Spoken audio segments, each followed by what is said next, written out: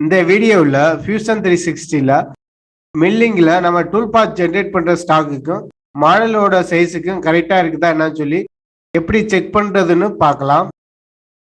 இந்த மாதிரி பார்த்தீங்கன்னா ஃபர்ஸ்ட் செட்டிங்கில் தேவையான டூல் பாத் ஜென்ரேட் பண்ணிட்டா, இந்த மாதிரி செகண்ட் செட்டிங்கில் தேவையான டூல் பாத் வந்து ஜென்ரேட் பண்ணிட்டா. நார்மலாக ஒன்றை சிமுலேட் பண்ணியன்னா அந்த ஃபர்ஸ்ட் செட்டப் மட்டும்தான் சிமுலேட் ஆகும். அதனால் செட்டப்பில் வச்சுட்டு சிமுலேட் பண்ணுறான். இதில் வந்து கம்பேரிசனில் வச்சுக்காங்க. கம்பேரிசனில் வச்சுட்டு டூல் பாத் சிமுலேட் பண்ணியன்னா ஸ்டாக் வந்து டிரான்ஸ்பரண்டாக தெரியுமா என்னன்னு சொல்லி வச்சு பார்க்குறது.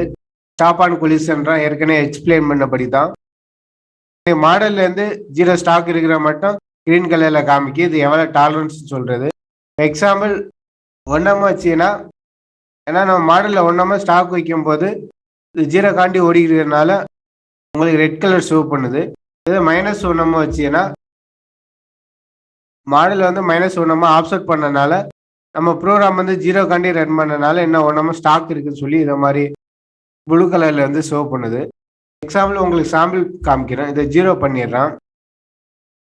பேசிங் டூல் பாத்தில் பார்த்தீங்கன்னா 0.5 கொடுத்துட்றான். மைனஸில் கட் எடுக்க சொல்கிறான். நெக்ஸ்ட் பார்த்தீங்கன்னா அவுட்ரு ஃபினிஷிங் டூல் பாத்தில் ஸ்டாக் வைக்கிறான்.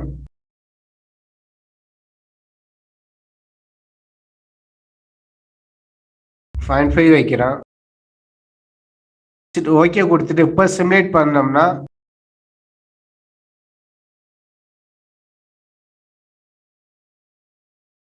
பார்த்தீங்கன்னா பேசிங்கில் வந்து மாடல்களை கட் எடுத்தனால இது மாதிரி ரெட் கலர் காமிக்குது.